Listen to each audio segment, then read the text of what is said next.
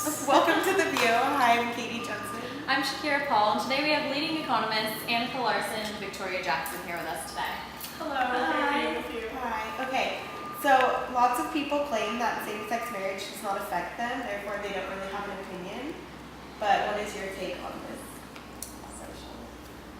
Actually, same-sex marriage affects the individual, every individual, because of how it affects the economy and the economy affects the individual.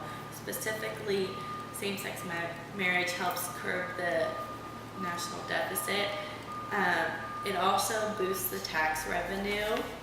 So if same-sex marriage was passed everywhere, there'd be $20 to $40 million charged in taxes that could go back to our government to help out, and it just like go back to the government, and which would ultimately boost the economy. Actually, our statisticians from Stanford University believe that legalizing same-sex marriage would potentially bring in 20 to 40 million in revenue. Have you seen any improvements in states that have legalized marriage? There actually are improvements. New York's economy has also increased tremendously. Also, California, our economy, since there's more weddings, it obviously brings in more money. So there is an uphill. In New York City, there was $259 million brought in over a 5-year span after gay marriage was passed because of For weddings. for wedding, like getting the license and like the activities and everything. $259 million is a lot of money, and think about all that could be done with that. And for the states who haven't yet legalized it, it's a very smart choice because it will also boost their economy, especially the struggling states.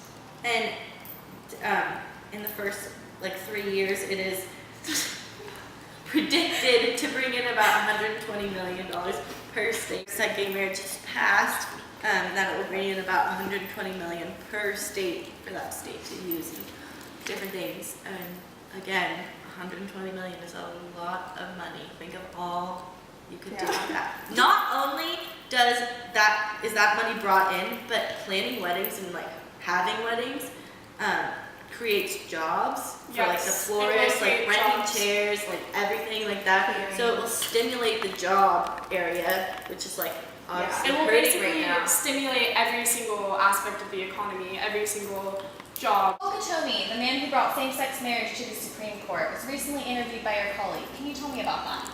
Well, our reporter Dani Glick interviewed Paul Katomi on his experience with legalizing gay marriage in California, and he had some interesting things to say. He was very insightful and Very inspiring. So after the break, tune in for Paul Katomi's interview with our colleague Dani Glick. They want to tell us how to live our lives. My life. Our lives. And our rights? Our civil rights and our equal rights are being taken away. Doctors take an oath to care for all of those in need, regardless of their faith, their color, or who they love. I'm a pastor I'm a priest at a church that embraces the principles of equality. and love for all. I teach the principles of equality and love at my synagogue. I want my daughter to have the right to marry the woman she loves. What if your child couldn't marry the person they loved? I love my husband. I love my husband. And we love our family. How does a loving commitment Between any two people affect your life? affect my life. But now it's unclear whether our marriage is legal. Those against same-sex marriage think they can tell your friends, your family, Your children? your neighbors how to live their lives. We will have no choice. But we will weather the storm. We will weather the storm. We are a coalition of every age, color, Faith and religion. coming together in love. To show the rights associated with marriage should be given to every human being. Those who are against equal rights for all will never persevere. This storm will pass, but we do need your help. Each time we stand up for an ideal, or act to improve the lot of others, or strike out against injustice, we send forth a tiny ripple of hope. Those ripples build a current that can sweep down the mightiest walls of oppression and resistance. I am honored today to be able to interview a good family friend, Paul Katomi, who is a true inspiration, saying, quote, "We're tired of being treated second class. We're tired of not having the same rights. We're tired of hearing about kids killing themselves and kids being bullied because they're gay.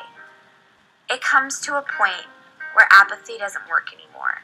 Think about the people who deserve to be treated equally, who deserve protection, who are being denied this to their dying day.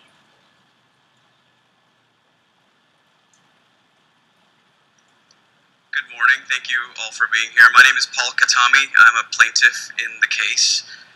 And I can remember being gay as far back as I can pretty much remember anything.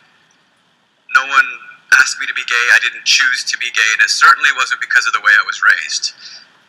The thing I did choose was to hide that I was gay when I realized how the LGBT community could be treated in the world.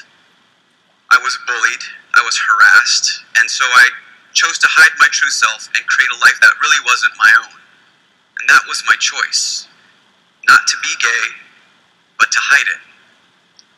And today, I know that being gay doesn't make me any less American. It certainly doesn't make me any less of a human being.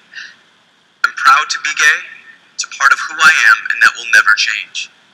And as a gay American, I believe in our freedoms. I believe in the truth, and I believe in our judicial system. The district court's ruling in our favor was based on fact, and it was based on the truth.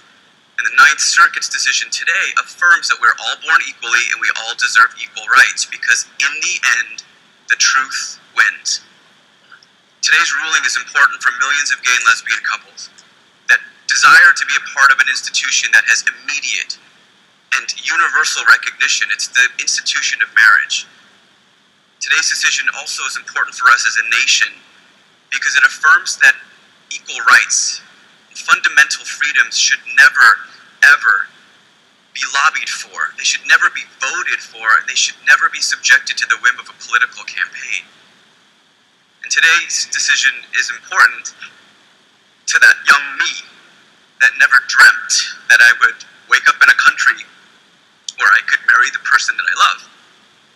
I never allowed myself that opportunity until today. So I'd like to introduce you to my co-plaintiff, my partner, my best friend, and my husband-to-be. Paul Katami and his partner Jeff Cirillo are in the home stretch. Their 4-year-long court battle to overturn California's ban on same-sex marriage goes before the U.S. Supreme Court on. We had expert witnesses on the history of marriage and history of discrimination and political powerlessness and all this incredible rich history of discrimination against the LGBT community. And then they got 2 witnesses on the stand because every other witness that they had planned to call didn't end up showing up in court. They were like, well, we know who on the losing side of this and we're not going to be cross-examined by our lawyers. So the 2 that they had on the stand actually literally broke down. One guy was, after his cross-examination, couldn't even put sentences together because our lawyers had destroyed his point of view. And then the second guy, who was the more famous guy about our case, his name is David Blankenhorn, he got on the stand and was trying to make a case to say that marriage equality was bad because, children in households are the neat parents. And he had written a book on parenting, even though his expertise was in Victorian cabinet making.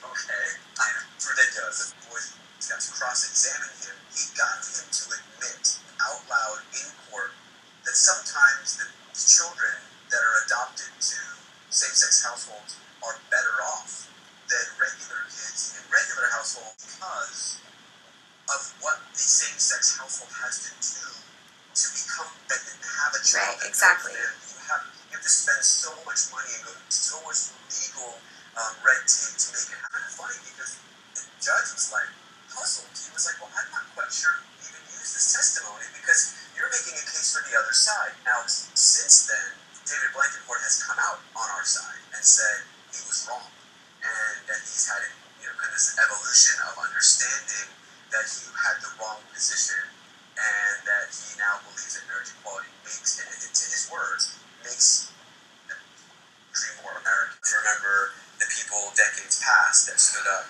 during the Anita Bryant days when she was telling people that gay people were all molesters and they were going to hurt children, and so it's scary that that language was even used in 2008, right?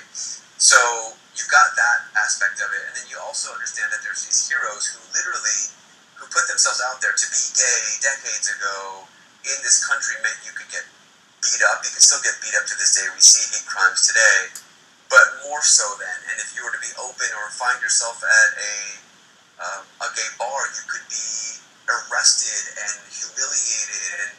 And there's stories of people who've actually committed suicide because of those things. And these people who stood up and were strong, Harvey Milk is like my personal hero, because here's a gentleman who said, I'm going to run for office in San Francisco, and won, as a city council member, as a councilman, and then gave his life ultimately. He was, assassinated, for lack of a better term. He was murdered because of who he was and what he stood up for. And he was back, in 1970s, in the early 1970s, saying we need a federal mandate, we need federal laws to protect us, no longer state to state. And we've been fighting state to state for 30 years, and now we understand we have a federal lawsuit, which is our lawsuit. So I think that, in a very humbling way, we are kind of taking his message forward. Yeah. So much for taking the time to kind of get the message out and spread the word on what you're doing, because I feel like it's so powerful. So thank you again and again. Of course. Oh my gosh.